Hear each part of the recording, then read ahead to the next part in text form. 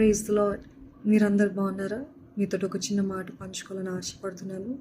గత దినాల్లో ఒక విషయమై దేవుని సన్నిధిలో ఫ్రస్ట్రేషన్తో పోరాడుతున్నప్పుడు దేవుడు బయలుపరిచిన మాట మీతో చెప్పాలని ఆశపడుతున్నాను. ఎందుకంటే అయినా మీలో చాలామంది ఫ్రస్ట్రేషన్లో ఉన్నారు. ఇది అవుతుందా, ఇది అవుతుందా, ఇది అవుతుందా అని టెన్షన్లో భయముతో ఉన్నారు. అటువంటి వారితో దేవుడు చెప్పమన్న మాట ఏంటిదంటే, ఒక్కసారి జ్ఞాపకం చేసుకో, గతంలో ఎన్ని కార్యాలు నీ కోసం చేశాను, ఎన్ని అద్భుతాలు నీ జీవితంలో జరిగించాను, మరలా చేయలేనా, నాకు ఇది అసాధ్యమా, నాకు ఇది కష్టమా, నేను జరిగిస్తాను అని దేవుడు చెప్పమంటున్నాడండి.